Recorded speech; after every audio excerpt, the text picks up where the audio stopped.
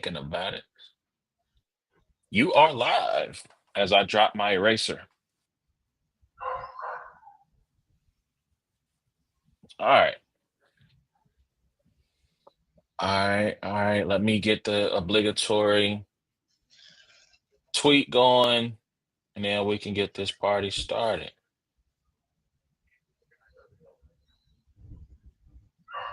Focus. Sometimes the ADHD really be like on my head, man. Like, oh my goodness. Um,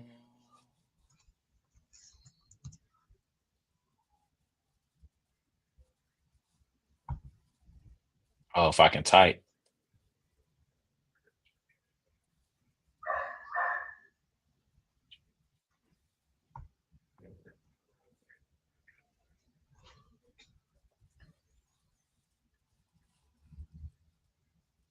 College football playoff, NBA All Star. All right. Good morning, good afternoon, good evening.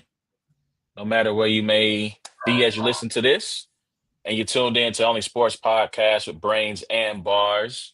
It's a black and white thing featuring A1 and A Ward. I am one half of the dynamic duo A1. You can also call me Carlos. You can also call me Dan. You can tune in to every episode of It's a Black and White Thing. You can check out every episode of It's a Black and White Thing by going to the podcast app of your choice, wherever you find the good podcasts. Search for It's a Black and White Thing. Give us 5 stars. Leave a comment. You can also check us out on YouTube by searching Brains and Bars. And you can also check us out on social media, Brains and Bars, Instagram, Facebook, Twitter, TikTok. Tell a friend and tell a friend. It's those boys again. Shout out to Mama Ward in the building. She made sure I got the slogan right before I Let's even go. got to it. As you can see, I got my homie, my partner in crime, riding shotgun with me. Hey, Ward, what's going on with you, man? Man, doing well, bro. Doing well.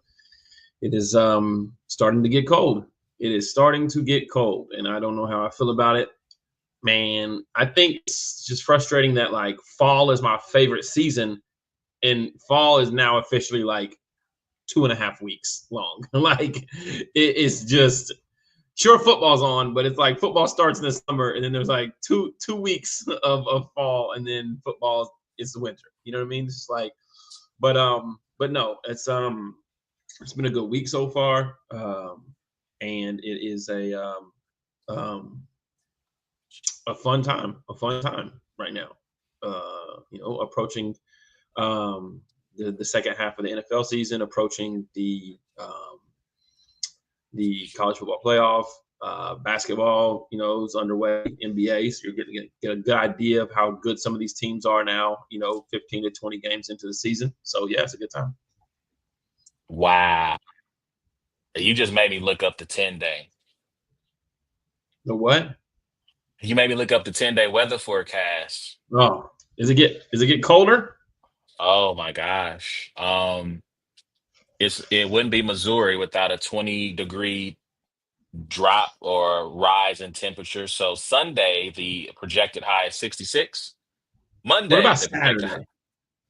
Saturday, the projected high is 58, That's not terrible. partly cloudy. But Monday, after a 66-degree day, it is then 44 degrees. Boom. And the temperature will continue to drop.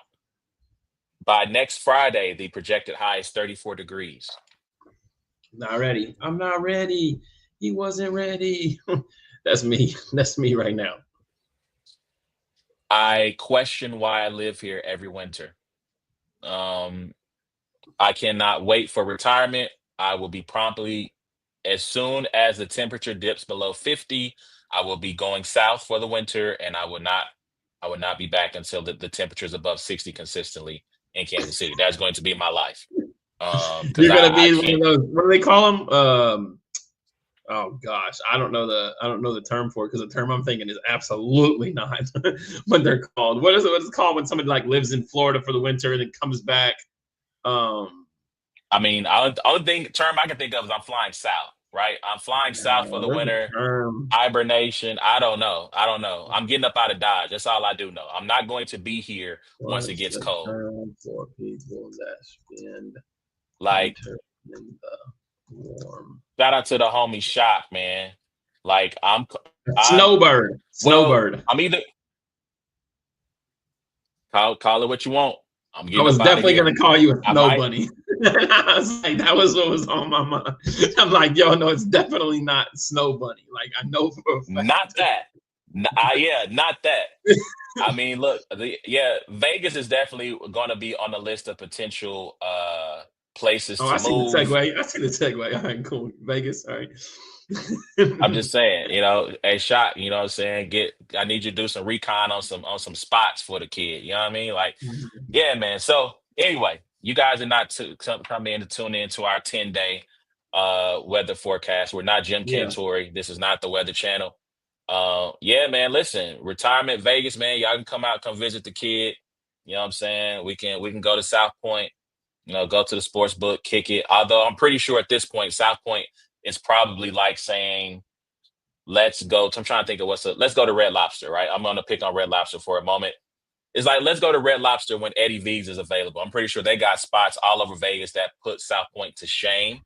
But South Point is always going to be home. I'm always going to have it's going to always have a place in my heart. Yeah. So anyway, enough inside baseball stuff that exists between friends.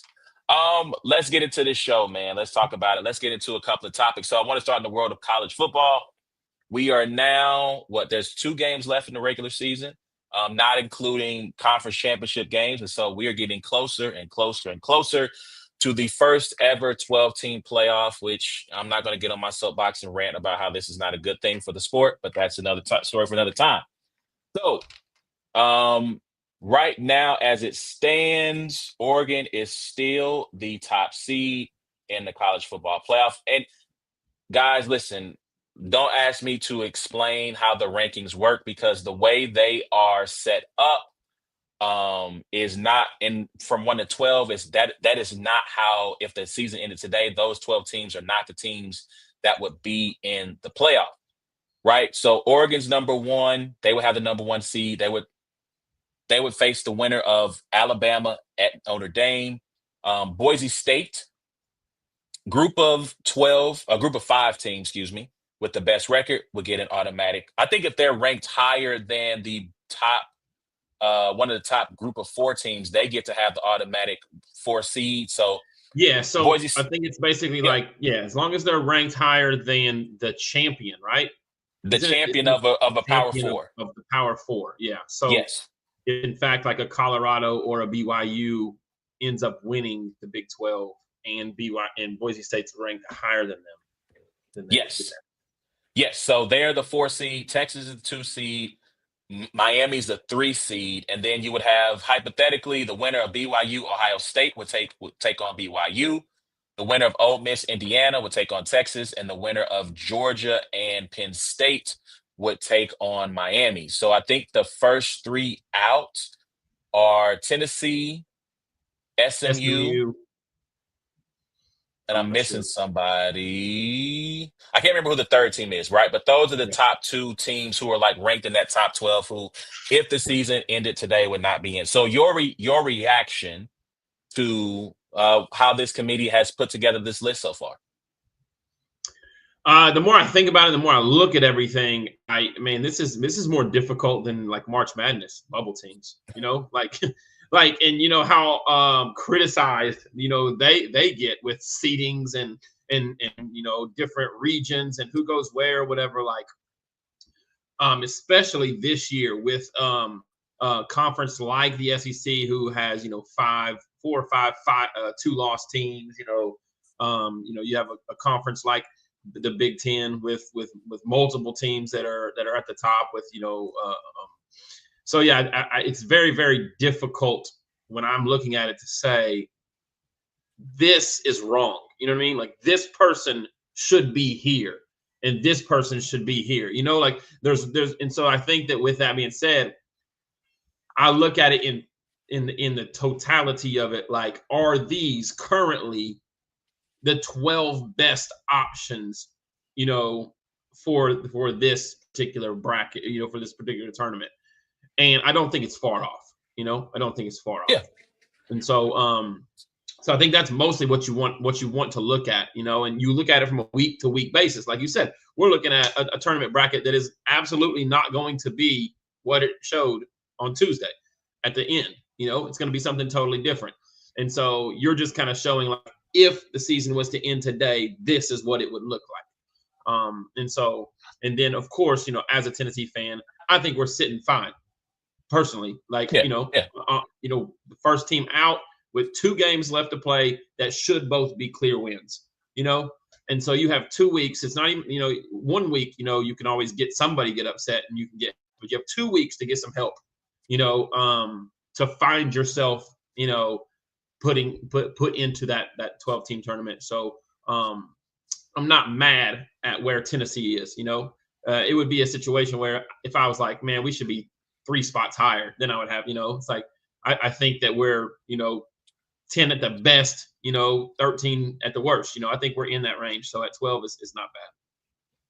Yeah, I really wish they wouldn't put this list out week by week. I think all it does is just make them look bad, right? If you have so trying to think if there's any glaring examples that really stick out. Um, I think Texas as the number 3 overall team and then them being the 2 seed. I understand they're projecting them as they're currently leading the SEC. But I mean, you've said it. I've already seen somebody else say it where, like, if Texas loses to A&M, you have a great case to not include them at all in the rank in the tournament. And if that's the case, right? Like if one single loss can take you from being one of the automatic qualifiers to out completely, I think your ranking should reflect what their reality is. Because then guess what happens? If Texas gets left out, let's just say they lose to A&M and they fall out of the top 12 completely, or not even just the top 12, they fall out of the playoff completely. That is going to lead a bunch of crying about how can we go from 2 to 13? How could we be left out when you got BYU or some Big 12 team, right? I've already heard what's the name of the quarterback from Bama? I know you're talking Greg McElroy. Greg McElroy. He's already said, like, well, they got to do something about this, right? Because there's an imbalance, because there's no way, that, this Big 12 team should have an automatic bye when, say, Georgia has to play its way in. And I'm like, well, guys, that seems to be an SEC problem, not a Big 12 problem. Like, you're never going to have a perfect playoff system, right? We complained before the BCS. We complained about there was an imperfect system. We got the BCS. We complained that it was an imperfect system. We went to the college football playoff that had 4 teams. We complained that it was an imperfect system. And here we are with 12 teams, and we've already got Kirby Smart is already complaining. I don't know what these guys are looking at. It's ridiculous. Yada, yada, yada, yada, blah, blah, blah, blah, blah. There is no perfect system. There is no way to appease everyone, guys. And yes, listen, it's sports. Sometimes the team that maybe is on paper or maybe by Vegas odds would beat the other one doesn't always get into the big dance, guys. Sorry, you should have won your games. Yeah. You play to win the games. I get it. Georgia had a really tough schedule, right? So I wouldn't be mad at Georgia maybe being a 7th seed or a 5th seed based on their schedule, because their schedule is probably the toughest of all the 12 teams who are in the playoffs. I'm fine with that. But we're not going to sit here and slight the Big 12 because they're not in the SEC.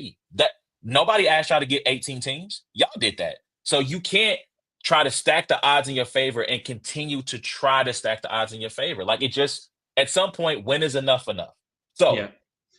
That being said, go ahead. I think the biggest thing, is identifying like that mission statement, not the mission statement, but identifying that the what are we actually looking for, and I think the answer to it should be the 4 Power 4 conference champions, the one, what is it, power or outside of, what do they call Group of 5 best team, and then the 7 best college football teams in America. Right? But to me, that's subjective. I don't think you can clearly define Right. who are the 7 best. Right. It is subjective, but I do think you can and I hate to say the eye test because the eye test is probably subjective too. You know what I mean? But I do think you can look at teams and say, if we all agree these teams up here, let's say just take the top 15, are really solid football teams. How have these teams competed against each other? You know, have they competed against each other? And when they have competed against each other, how have they fared? And so when you look at it that way, you say, well, Tennessee competed against 2 of them and they won one and they were competitive for 3/4 of one and lost. Okay, Texas competed with none of them, right? Or one of them, excuse me, and lost, was down 23-0 at halftime, got it back in the 4th quarter to an 8-point game, So I think you can look at, look,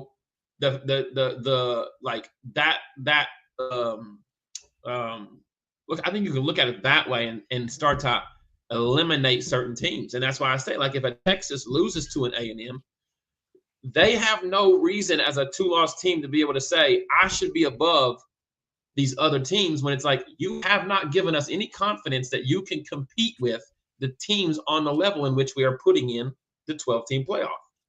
The same with Indiana. I know it sucks. You have to play who's in front of you, right?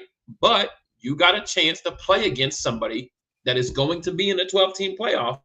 If you weren't competitive, then I can't confidently say you have the ability to compete on that level.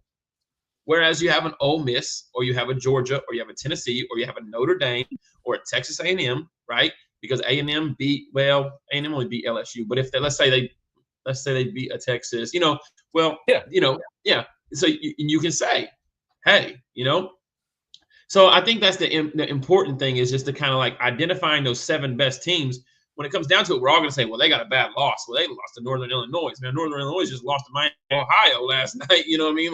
They're terrible. Or they lost to Arkansas. They lost to Kentucky. They beat Kentucky by 1 at home and lost. You know what I mean? So there's so many times you can look at the losses and everything. But it's possible, if Texas A&M wins, that there are 6 SEC teams with 2 losses in the top 12 to 13. And all of them beat each other. Right? And then 2 of them are going to either be lucky or unlucky and have to play each other again.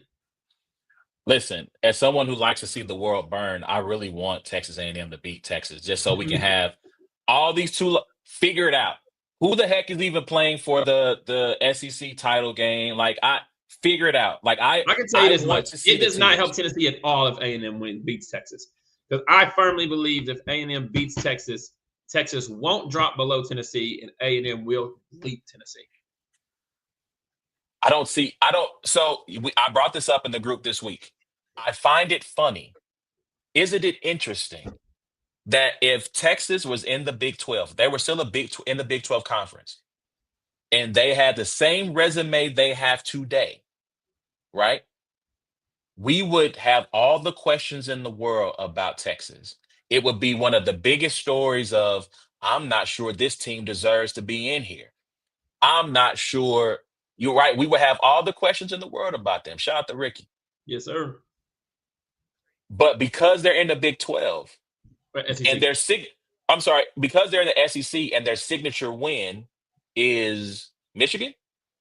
Yeah. Well, I mean, that's technically their signature win. The best team that they beat as a record rise right now is Vanderbilt. Yeah. We would have, they would not be number 2. They wouldn't be number 3. Right. They would be at the bottom half. And so when we talk about SEC bias, that's what we talk about. You're also benefiting, though, heavily from the fact that the other 2 teams with 1 loss around them have equally terrible schedules, right? So Penn State and Indiana are the teams that they're vying with for that, in my mind, they should be on the very, with 1 loss, they should be a 5, a 6, something like that. It'd be very difficult You might be right, Ricky. To be honest with you, Miami is flying so far under the radar. Like Cam Ward's Heisman talk has been calmed down a whole lot. A lot of teams see them after they lost to Georgia Tech as like but Miami's still a very dangerous team. But I do think that because Penn State and Indiana have equally terrible schedules, that Texas is benefiting from them and being in front of both of them.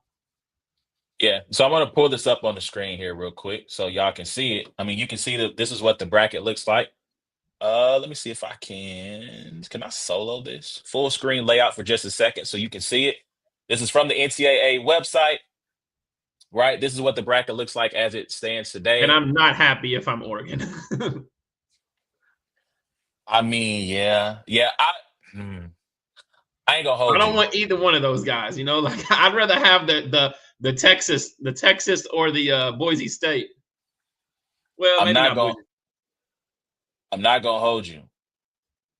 I really want to see Notre Dame and Bama, even though I think Bama would win that game, but you would have Bama playing in the north.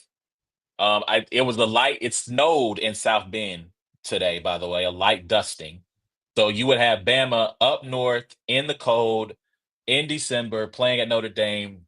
You want to talk about blockbuster TV. Now, this is why the reason why the playoff expanded is just for this reason right here, right? So that we could potentially get Penn State and Georgia playing at Happy Valley at night, probably. Although, if you've been following the whole big noon kickoff fiasco, there's been a bunch of complaining. So when Penn State played Ohio State, the Penn State fan base was really pissed off because Penn State was playing. There was a big noon kickoff, right? Mm-hmm. It's the Big Ten is on the CBS.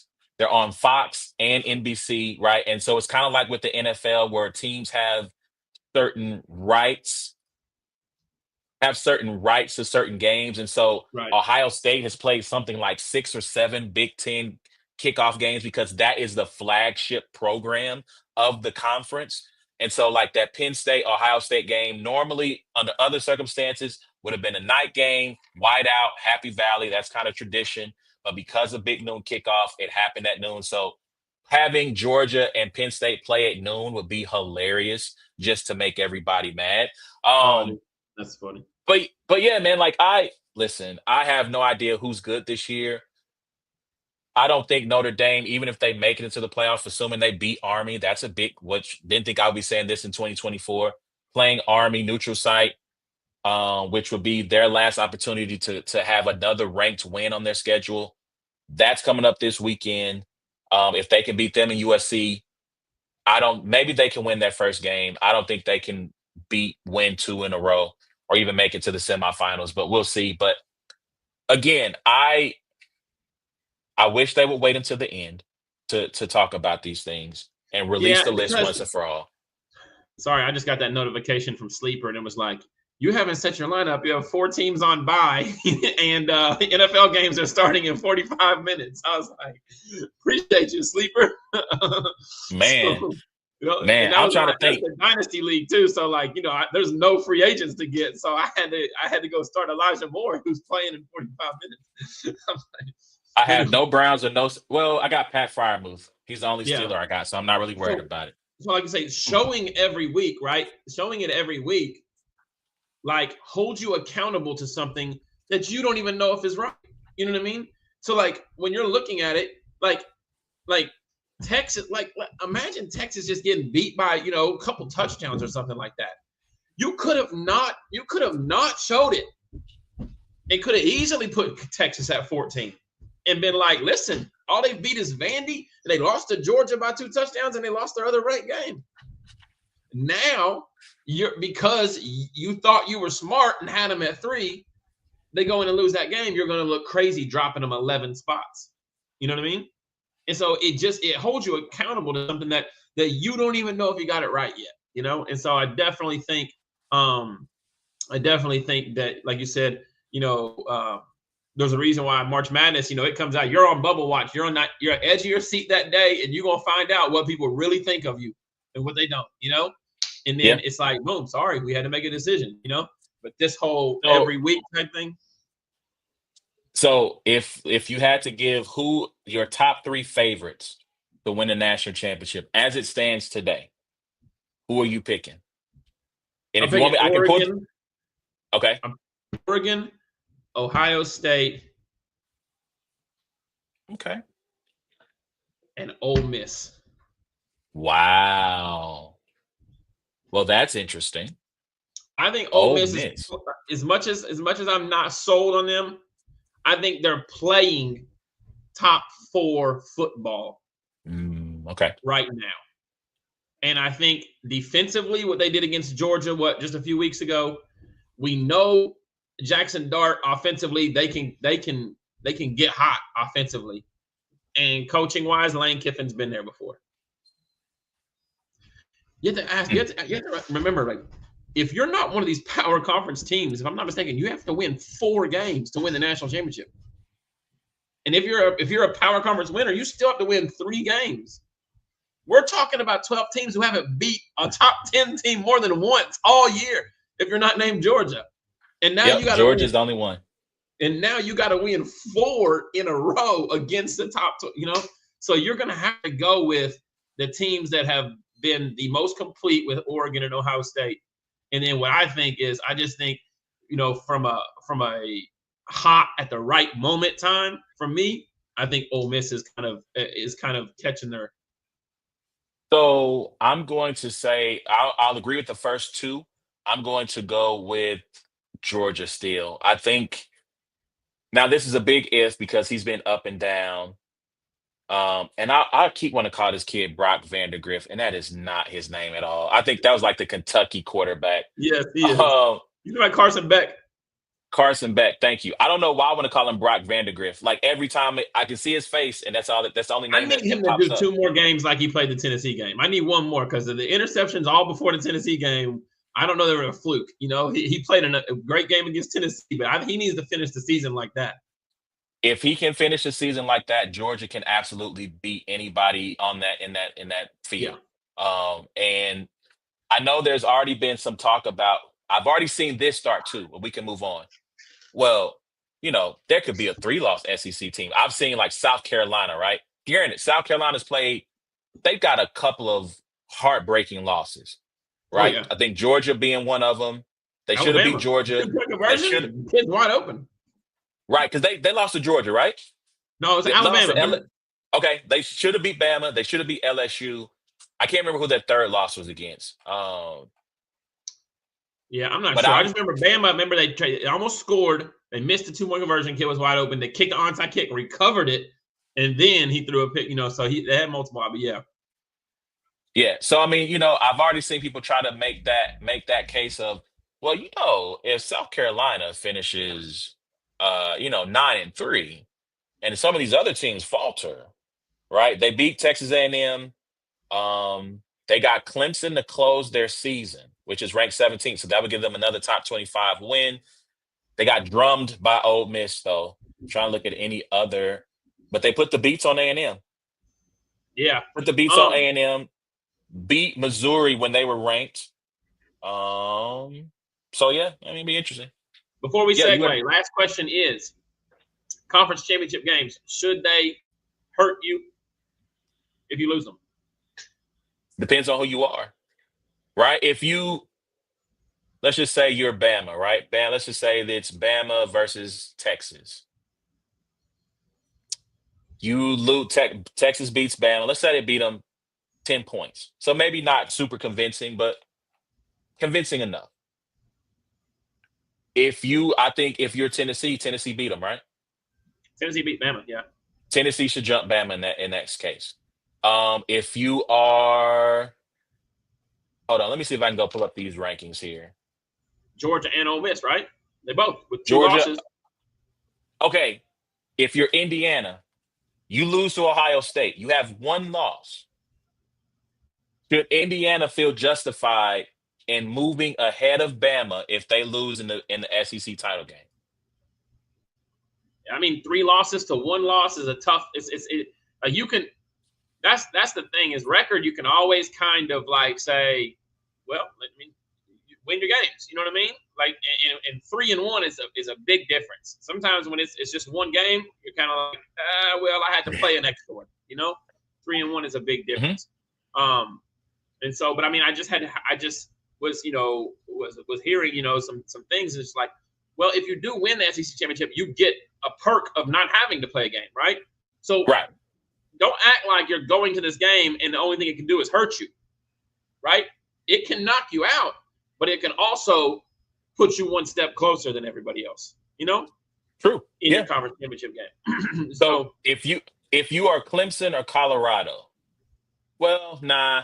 If you're Clemson, we'll pick on them. If you're Clemson, you go to the SEC title game, you lose to Miami. You are also 9-3. Do you take Clemson's Bama not over even Clemson? close to the top 12, though, right? They're 17, Yeah. but you got to think, right? I think BYU loses again. They're only I three think the spots away only way from a 3-loss team gets in is if it's an SEC team and they lost the SEC championship and a couple other things happen. Your Notre Dame gets knocked off, or Indiana loses big time, or BYU loses, and Colorado ends up. But yeah, but I just wonder. Like I just saw a bunch of different scenarios. Like they even talked about, should Indiana sit out their starting quarterback for the game against Ohio State? ridiculous. I mean, Ridiculous. he's You been got injured. He's been injured, right? if he's not healthy enough, you don't play him. But you need to win this game. And so But if you if don't, he's you can healthy, say we weren't with our starting quarterback. The same way, like in March Madness, if you remember in March Madness, if you 10 games without your star player, they take that into consideration. the problem is your strength of schedule is not good enough for you to make that argument. If you Right. had maybe Right. Ohio State strength of schedule, you could probably make that argument of, we didn't have our guy, right? Give Yeah, us a you're right. shot. This happened, I think, well, Clemson ended up winning the ACC championship during COVID. Clemson, when they played Notre Dame, this was DJ Uiagalelei's first start. He was actually great in that game, but Notre Dame won the game, right? Clemson dropped a little bit, and the case they were making to get in the playoff, had they lost to Notre Dame in the rematch, was to say, well, um, we didn't have Trevor Lawrence that first game, right? So cut us some slack on that loss. We still played a close game. We ended up winning. So I hear what you're saying, but no, if you're Indiana, you got to act like you're down on the scorecards, right? To make a boxing analogy, you got to pretend like you're down on the scorecards, and we need to get a knockout in this next couple of rounds. And beating Ohio State, one, it would put you into the Big Ten title game no matter what happens, because you would have the tiebreaker. So now, if you wanted to potentially sit in for the Big Ten title game with Ohio State winning your back pocket, I think that's whack. I think If they that's beat Ohio State, they're in regardless, no matter what happens in the Big Ten title game. true. So you play him in the Big Ten title game to get the bye. You know what I mean? Like there's no benefit sitting him in the Big Ten title game because you're in already. Man, I'm gonna tell you like this. I'm gonna make a battle rap analogy. Thinking you got it made with this committee is like booking clean paper for your event. Yeah, right. You don't know what's going to happen. He might show up. He might not show up. This committee, they might say, yeah, you're There's in so with that much win to over talk Ohio about, State. bro. There's so much more. I could do this for the next half an hour. Yes. All right. Let's keep Army's it moving. undefeated too with the same schedule as Indiana, but we don't want to talk about that. Well, and again, an opportunity to beat Notre Dame, So night game, national stage. If they win, yeah, yep. Well, they still got to leapfrog Boise State though, so they would have to hope that Boise I'm just State saying that loses they're at not some even point. up there. Like the strength of schedule is pretty much right there with Indiana. Yet, Yeah. it is what it is. So, but yeah, Yeah. man. All right, so let's jump into this real quick, man. Better Heisman story, Ashton Jeanty or Travis Hunter. So these are the two leading candidates for the Heisman Trophy. I don't normally this is a quarterback award, but like you said, Cam Ward has fallen off. Again, Carson Beck. I was definitely about to go block Vandegrift Dylan again. Gabriel's up there.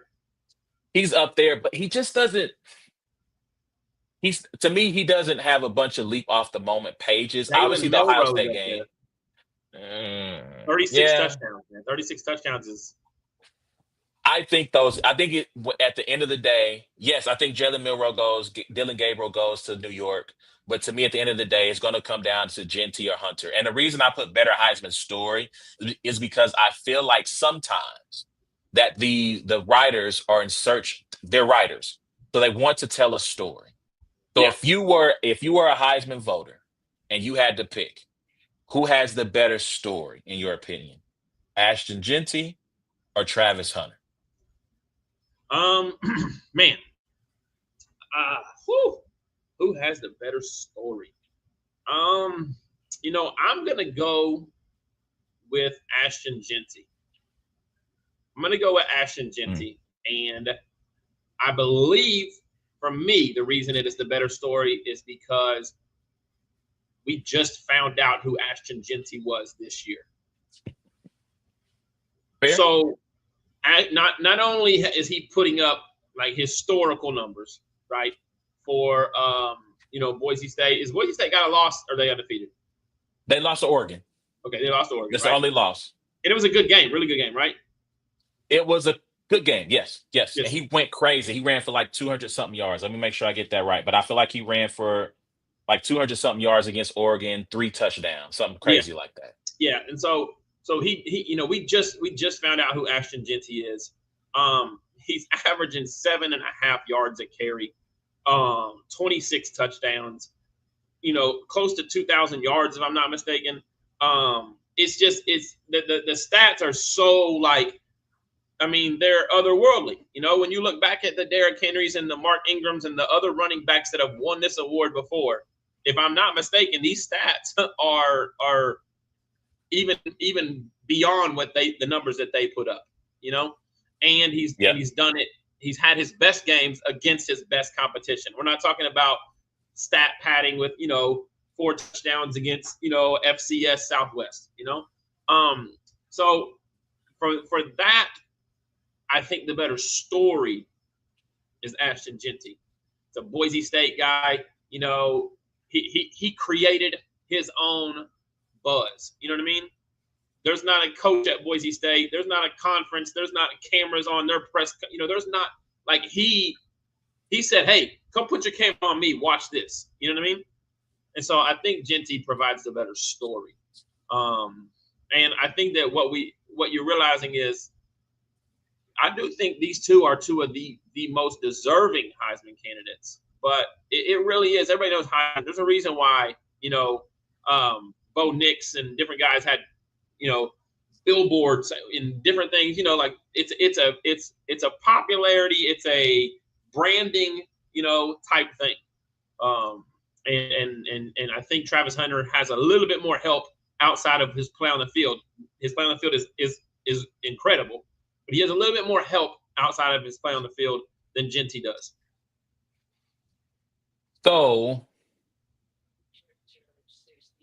I think that it's close, right? I don't think there's a clear one way or the other in this story. However, I will say I think that the better story is Travis Hunter. Okay. I think you have a true Iron Man. This is a throwback. We're talking about Red Grange, right? We're talking about true two-way players who are playing both offense and defense. Shout out to the homie Los, who just happened to be ahead of his time, right? Travis Hunter catches a touchdown pass and has an interception in the same game. So he's not only is he affecting the game on both sides from a production standpoint, but he's also taking the ball away and also scoring touchdowns, right, for his team, making a true impact. And I think when you factor in the larger story of Colorado, of where they were last year, right? They won their first three, then they went 1-8 to close the season. They got shellacked by Nebraska. They lost to Kansas State, but in a new conference, in a space where I don't know what people expected from Dion and from Colorado, but they're contending for the Big 12 title. If they went out, they will play for the Big 12 title. I think when you look at his impact on both sides of the ball, he's one of the top two players on his team. To me, the better story is Ashton Jeanty. I'm sorry, is Travis Hunter. Who is, in your opinion, the better player this That's year?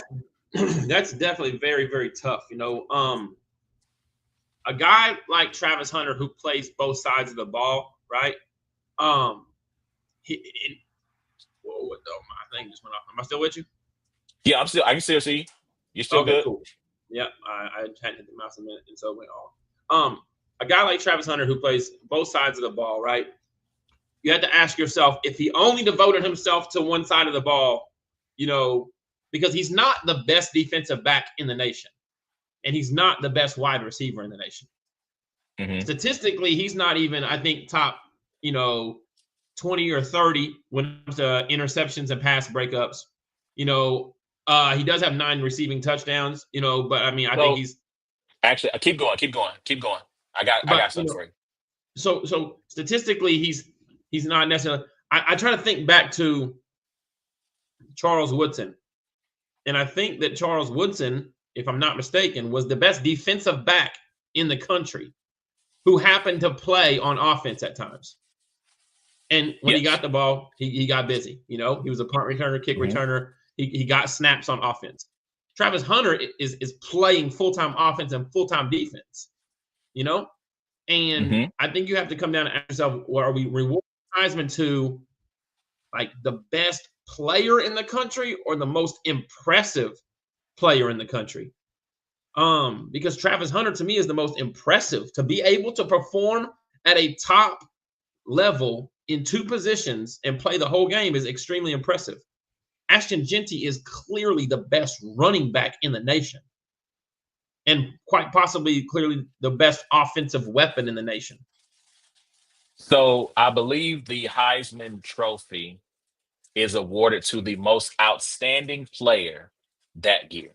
So with that being said, Ashton Jeanty has a chance to break Barry Sanders' all-time single season rushing record. Um, Let me see. Oh boy, it said Barry Bonds. So let's just say he breaks that record. Is Even that enough to? Ashton Oh, Jeanty would win my Heisman if he breaks that 30 how many years 35 40-year-old record. let's see, 2024.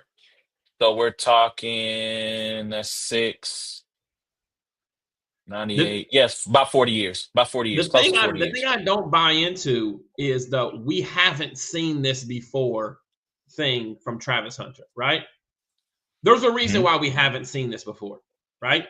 Because nobody tries it, right? Like coaches are not bringing a guy in and saying, "I'm going to let you play offense and defense," right? But he's that special though.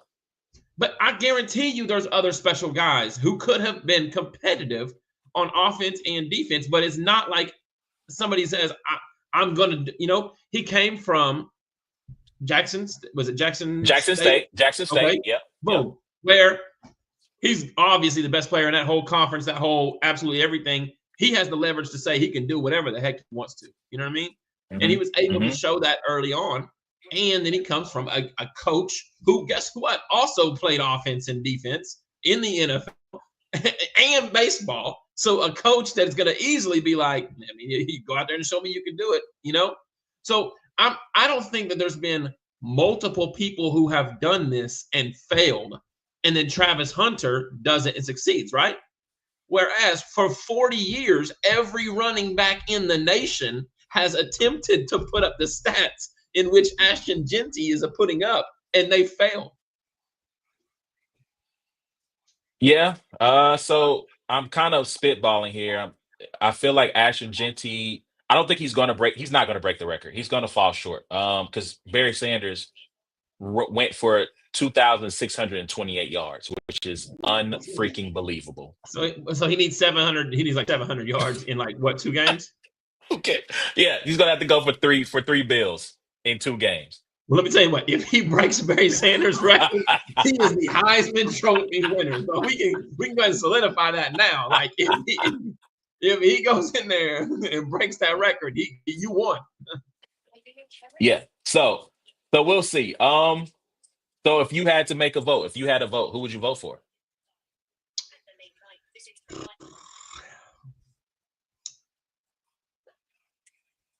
Because the word is outstanding, I'm gonna vote for Travis Hunter.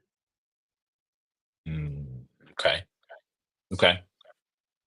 Yeah, I think for me, man, I think that I have to look at what Travis is doing on both sides of the ball. Like, it's almost kind of the same argument you get in baseball where you have someone who is, okay, do you give the award to Big Poppy? Right? Big Poppy, not he might play first base maybe 25 games a year, but he's a full-time DH. Or do you give it to, I'm trying to think of somebody who might be, or let's do this. Shohei Ohtani But that's what I say. versus He's not Shohei Ohtani. Shohei Ohtani is 50 home runs, 50 stolen bases, and the Cy Young. Shohei Ohtani could win the Heisman just like Travis Hunter couldn't win the Heisman with his stats just as a defensive back or just a receiver. yeah, but that's because we're prejudiced against defense, though. But I'm saying he probably isn't even an All-American with just his stats from a receiver or a defensive back. I mean, but nobody throws his way though, right? The reason his interceptions are highlight worthy, one is because he's making unbelievable plays. The one where he was in cover two, he breaks off his pattern and intercept full outstretch intercepts that like ridiculous. But no, I think it's because people don't throw his way. I do think Travis Hunter is going to be first team All American at the end of the season. He's going to be first team All American. Well, yeah, he will because they're giving him. I mean, defensive back. Heck, yeah, I think so. I think so. Not a wide receiver. Not a wide receiver. Not a wide receiver. I think defensive back, he'll be first team. He's not test. People are afraid to throw his weight. He's literally 3 interceptions. I mean, you because got guys with 7, 6, 5. But that's because they're not testing him. They're literally afraid to throw the ball his way. So shout out to Benjamin Morrison for Notre Dame. He's hurt. He's out for the season. Before the injury, he was going to be a first round pick. We'll see what happens. But like, people were not throwing the ball to his side of the field. They weren't trying. It was just like, why? He's going to break it up. He might pick it up, right? That's the same thing for Travis Hunter. People are not testing him because they don't want to have him make a play. So I think if I had to lean towards a person, I would probably go with Ashton. I'm sorry. Dang it. Maybe subconsciously I want to go with Ashton Jeanty because I keep saying his name, but I would lean towards Travis Hunter if I had a vote. Y'all let us know what y'all think, man. Who y'all got in this? Y'all got Travis Hunter, y'all got Ashton Jeanty. Let's go ahead and jump into the NFL real quick, man. Let me get this off the screen. So, big game Sunday, Buffalo Bills, Kansas City Chiefs. Obviously, we live in Kansas City, so that game matters to us here. The Bills walk away victorious, winning 30-21. They are now one game behind the Chiefs in the race for home field advantage, and they hold the head-to-head tiebreaker. So if they have the same record, the edge will go towards Buffalo. And I want to put this up. I put up Chiefs regression, right? And here's why I put that up. So let's take a quick story here. So Ward and I are in several fantasy football leagues together. And one year at Winter Go Home, I used to be like an unofficial stat guy, right? So I would say, you have to, if you want to make the playoffs, you have to average X amount of points a game. I would put up stats on what those scoring totals were. One year, Ward was having a really good season. He might have been undefeated, one loss. He's on a roll. And it was partly hate. Like, I can't lie. Part of it was hate, but part of it was telling the truth. I was telling the truth. 90-10, but let's go. Keep going. So I kept posting in the group. I'll post the scoring stats league-wide, and Ward was bottom third of the league in scoring.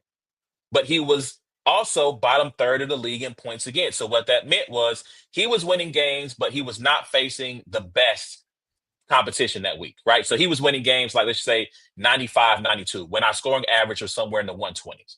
And so I'm like, look, at a certain point, Ward is going to regress to the mean because he's going to start facing teams who put up more points on average than he does.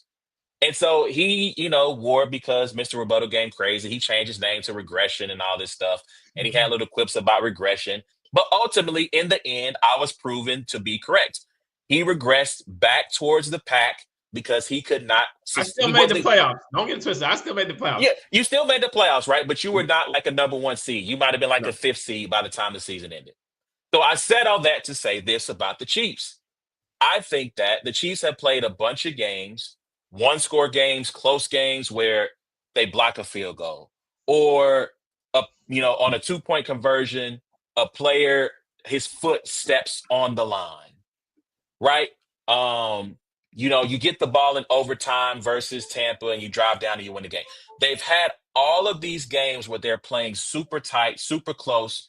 I don't want to call them luck because I don't think that's fair, right? But they've had a bunch of things go their way.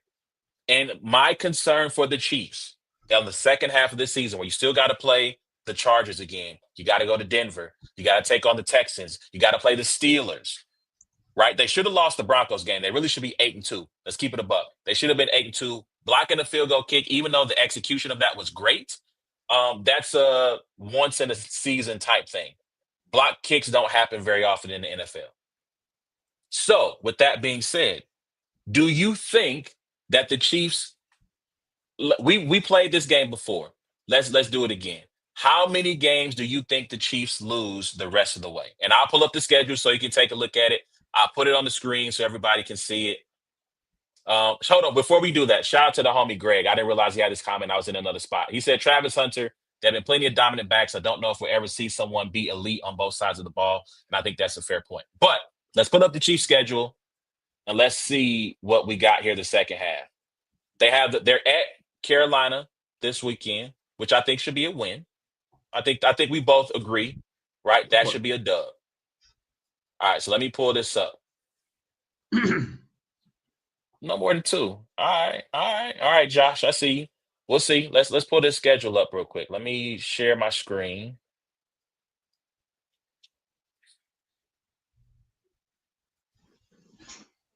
All right, I'm gonna go full screen for just a second, just so people can see it a little bit better.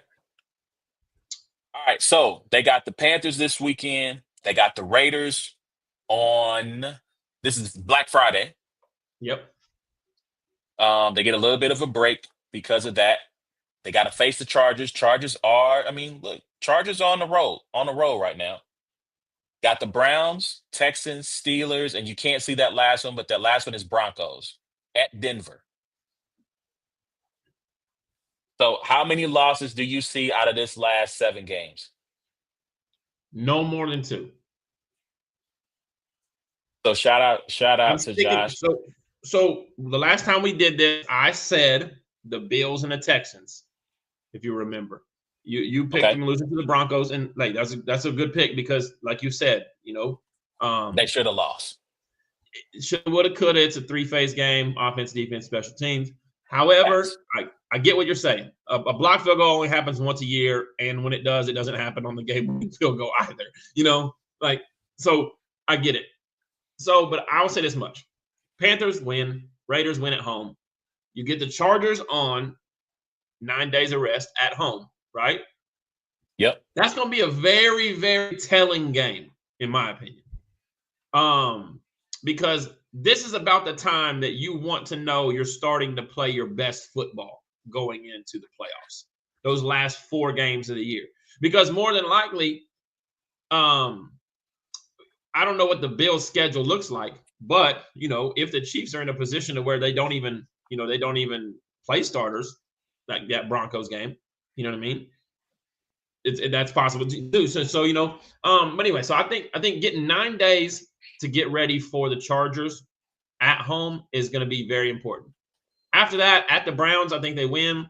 Home against the Texans, it's a game I think that I picked them to lose originally. It's still a toss-up game to me, especially at home. At the Steelers on Christmas Day. So they're looking at quite a few of those toss-up games, but the thing about it is like I think the Chiefs are getting healthier, right? Like I don't think there's any reason to jump out the window on losing to Josh Allen and the Bills, who are like the number 2 best team in the NFL right now. I would say the Lions are the best team in the NFL right now, and I'd have the Buffalo Bills as second, right? So I don't think any reason to jump out the window losing, in the fourth quarter, in the game the whole time, to the MVP and the second best team at Buffalo, right? Correct. So, so there's no reason to jump out the window in that thing. I think as they get healthier, we're going to need to see games that don't have to come down to blocked field goals. We're going to need to see that going into the postseason. And Um, I feel like when people talk about Kansas City and they say, well, they never blow anybody out. I don't put too much into that. Just win the game, right? I don't care how you win the game, just win the game. However, I would like to see, I feel like it's been a while since the yeah. Chiefs have had a win where, not where they won by 3 touchdowns, where you go, oh, they were in control the whole game, right? Maybe it ends up being a one-score game, but that's because a team is kicking a field goal late, or maybe they score a touchdown late to bring it back to a one-score game. And so, real quick, I want to get this. Joshua, I almost called you Mike McCluskey for real, by the way. He said they need to smack Carolina. Now, granted, shout out to Bryce Young. Bryce Young has played better as of late after getting benched. There's a whole discussion we can have at a later date about young quarterbacks and when you draft them, should you draft them super high? How much time do you give them to grow and develop, so on and so forth? But I want to pull up the Bills schedule real quick. I'm gonna throw this on the screen. The Bills got a bunch of winnable games, man. Like, the reason I wanted the Chiefs to win that game, because to me, it would have basically solidified the fact that they were going to be the number one seed. Given, I don't think the Steelers are going to end up with the Steelers might have 5 losses when it's all said and done. But you look at the Well, hold on a schedule. second. The Bills still got the Niners, Rams, Lions, and I'm going to assume that last game is the Dolphins, right? Patriots. They already swept the Dolphins. So that Oh, so last they game play is the the Patriots is the twice. Patriots. Yes. Yeah, that's Listen. a dub. That's a Yeah. Listen. Niners dub. Rams dub. Lions might be a loss. man. Stop Patriots. it! You're so freaking biased against the Niners. It's not a guaranteed dub. Let's get back. Let me get this off the screen real quick so people can see my face, just to know I'm not playing. Who told y'all? Matter of fact, let me give myself the full screen real quick. Let me get solo ISO. Let me tell y'all something. Who told y'all that the San Francisco 49ers was a fringe playoff team and that they could miss the playoffs this year? Huh? Huh? Who told you? Who told you that? No, yeah, I get it. I'm a pessimist. I am. But one thing I am is I am a realist when it comes to my team. And I told y'all that this team is really top heavy. They miss in free agency, they miss in the draft, and at a certain point, the bill comes due. And now this team is 5-5, dead last in their division, and they might miss the playoffs. Don't play with me. I know what I'm talking about. That's all I'm saying. I know what I'm talking about. I told y'all in the preseason what time it was. So people try to troll me. Shout out to 83. 83 tried to troll me about the Niners as if I'm going to be sensitive about it. Bro, I made my peace with what San Francisco was in the preseason. I knew what time it was. So, yes, that's an L. Brock Purdy's not practicing. Nick It's Bosa's not this out. weekend though. It's next weekend. No, they play this weekend. December 1st, right? Is that what it said? Ah, dang it. You're right. Let me see who they got this weekend. Because they're not on bye. No, they're not. The Packers. That's an L. Yeah, that's Anyway, probably it. to let me keep the rant going Although though. if we're keeping it a buck, you can't. The Packers just lost to the Bears on a blocked field goal. You know what I mean? So it's like No, other way around. The Packers beat the Bears on the block. beat the Bears. Yeah, they beat the Bears on a blocked field goal. So it's like my bad. Listen. Brock Purdy's not practicing. No Nick Bosa. Trent Williams is hurt. He's not practicing. This team is done, bro. Like, I've been going to Pro Football Focus to run mock drafts because I know what time it. This is where we are with it. Respect, though. I hope they prove me wrong. Thanks. Hold on. Thank you. I'll be on it. I'll be knowing. That's all I'm saying. So I don't see a bunch of losses on this table for the Bills. I don't. Maybe the Rams might shock them. The Lions game is going to be one of the games of the year. The Chiefs. Yeah. So basically the Bills, are a game back and own the tiebreaker. Mm-hmm. So, yeah, the Bills can't lose more than probably 2 games to finish out the season. Yes, they got to end up 14-3 if they want to have home field. I don't think the Chiefs are losing more than 3, or losing through. Because the Bills have 2 losses, right? So yeah, the Chiefs aren't. I don't think the Chiefs are losing more than 3 games. So here's the problem, right? They get that long break after the Black Friday game, but the problem is it's starting with that Christmas, the 21st, right? Is it 21st? They play 3 games in 10 days. So we're talking. Yeah, let's see. Boom. Yeah, they got the Browns, the 15th. Browns, Texans. Yeah, and Yeah. That's a lot, man. That's a lot to try to make sure you're holding on to that top. Yeah. I'll tell you this: if you're the Chiefs, I think you would rather finish at least third in the AFC. I don't think you want to finish fourth or below fourth. I think you want to finish at least third, and just to try to The avoid Buffalo. Chiefs are finishing first in the AFC. I'm just letting you know. The Chiefs will They're be not, bro. finishing They're not. first They're not, in the bro. AFC. Listen. Steelers, potential loss. Texans, At potential worst, loss. second. Broncos, potential loss. Chargers, potential loss. There's 4 games they could lose for Guess sure. what? Because we're the Chiefs, they're also potential wins. So I'm just letting you know. Touche. Now, real quick, because we had an hour. I wanna get this out the way because the game is about to start. We got coming up NFL football tonight. It is Steelers Steelers at at Browns. Browns. Steelers at Browns. I haven't done this yet. I haven't done this in a while. Family manometer time. If you need to know whether or not you need to watch this game, I'm going to tell you, should you watch this game, right? So the family manometer, if you don't remember, it is 4 quadrants. The first part of the family manometer is be a family man. That is the first quadrant. That means this game is not worth your time. Don't waste your time. Go kick it, hang out with your family. The second one is complimentary football. Complimentary football, first half, you spend with your family. You do help your kid with your homework. Spend some time with the wife. Go take the dog for a walk. Second half, you check Twitter, you check social media, see what people are saying about the game. If they're saying, yo, this has been a really entertaining game so far, go ahead and tune in the second half. The third one is the walkthrough. The walkthrough is it's close to must-see TV, but you want to give the appearance that you're still available for your family. So during commercial breaks, injury timeouts, halftime, you check in with the family. You go make sure the kids are getting in the tub. You go put them down for bed. You might feed the fish, whatever you got to do just to make sure that your family knows that you're present. And then the last quadrant is what family? This is must-see TV. We're not watching this game. We're not family who? I'm going to the man cave. I'm going to the bar. I'm going somewhere to watch this game. Don't call me. Don't bother me. The phone's on do not disturb. All right. So those are the 4 quadrants of the family manometer. All right. So for tonight's game, Steelers versus Browns. This is complimentary football time, guys. Because Jameis Winston.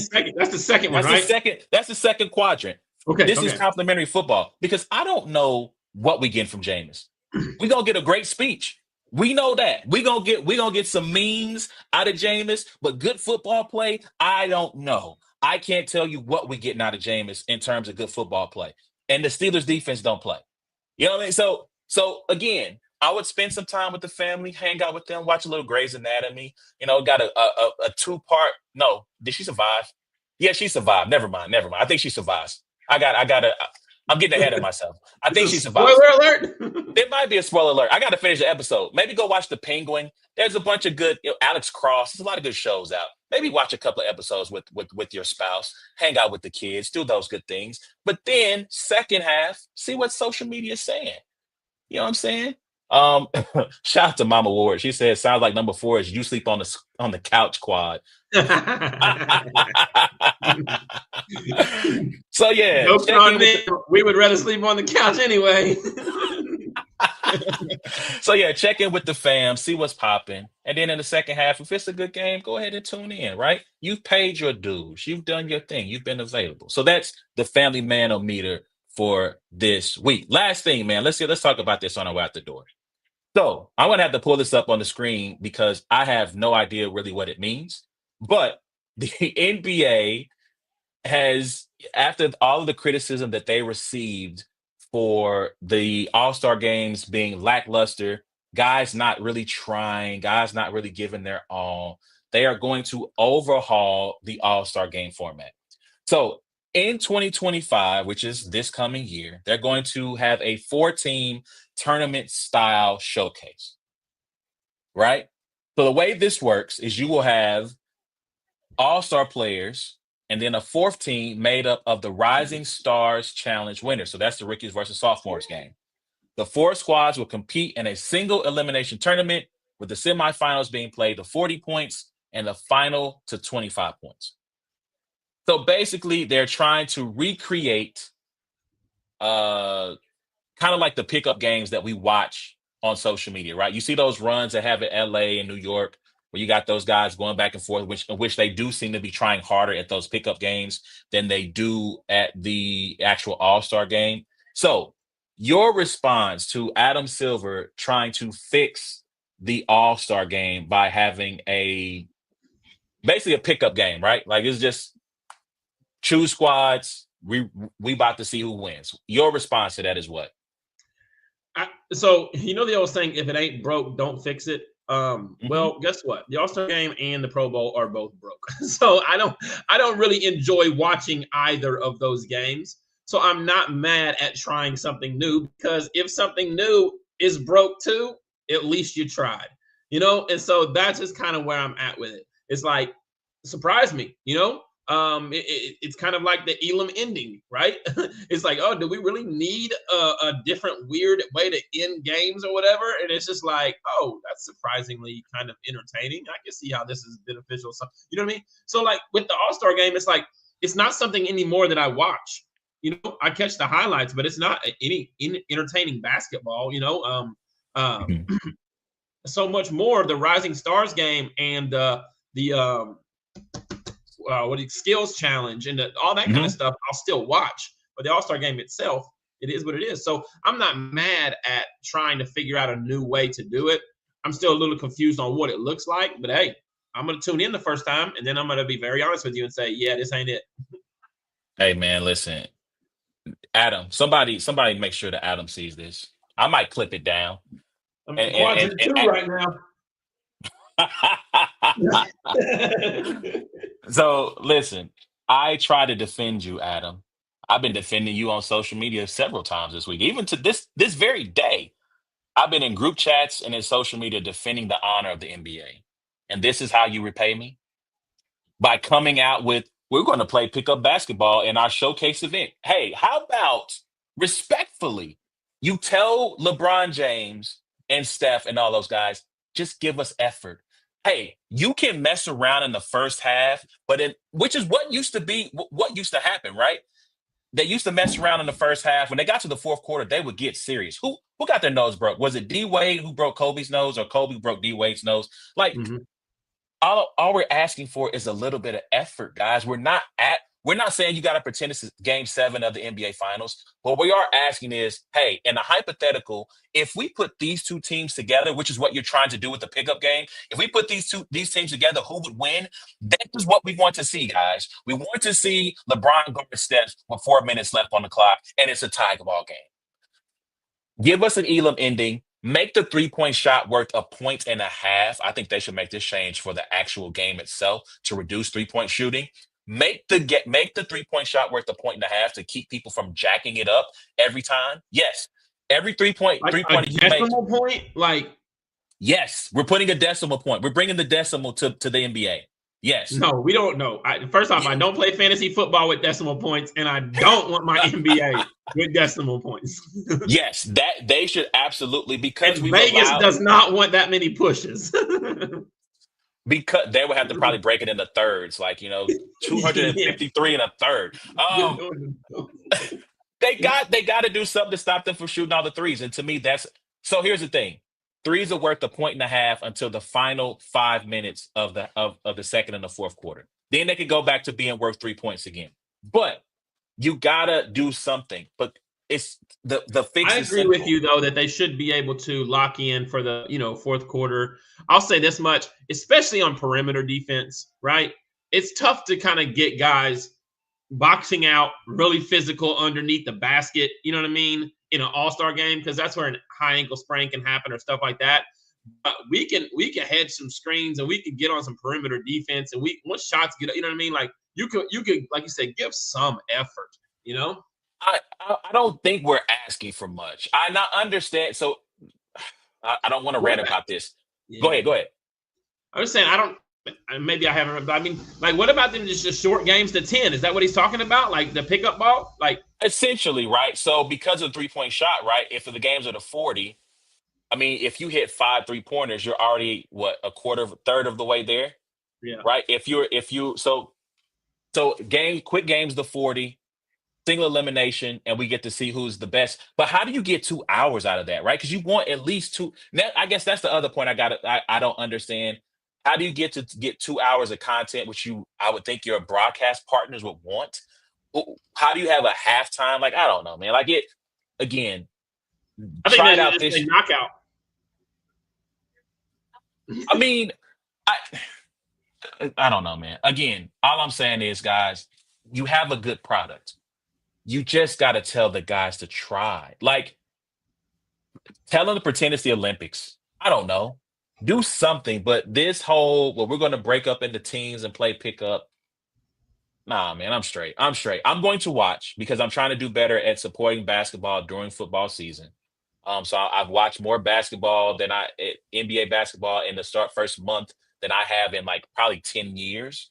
Um, but I need y'all to help me out, man. Just tell them boys to just lace them up and play ball and give us and just be entertaining. Like I said, you can horse around, throw all the alley oops you want, take all that logo threes you want for 3 quarters. But in the fourth quarter, reset the clock or reset the score. Oh wow. Reset the score, light wintry mix. Sheesh. And then let's see who can win. Who's got the best squad? That's all I'm saying. But anyway, y'all let us know what y'all think, man, about the NBA All-Star fix, about all these topics. College football playoff, Heisman Trophy, Chiefs regression, question mark. How many wins how many losses potentially will the Chiefs have? How many losses will the Bills sustain? Am I wrong about the 49ers? Spoiler alert, I'm not. Hit us up at Brains and Bars, Instagram, TikTok, Twitter, Facebook. That's been our time. Appreciate everybody tuning in on the live. Please remember you can check out every podcast, every episode of It's a Black and White Thing by going to the podcast app of your choice, searching for It's a Black and White Thing. Give us 5 stars. Leave a comment. Share that. Also, you can check us out on YouTube at Brains and Bars. Tell a friend and tell a friend it's those boys again. Hit the like, hit the notification bell, share that broadcast. And until next time, it's been a Black And White Thing, man. Complimentary football tonight, guys. Spend time with your family. Check out what's going on in the second half. See if Jameis has done anything interesting, and then maybe tune in. Mama Ward, I'll let you. Good night. love you, mama. Joshua, appreciate you. Everybody else who tuned in, we thank y'all. We'll see y'all next week, man. Y'all be easy.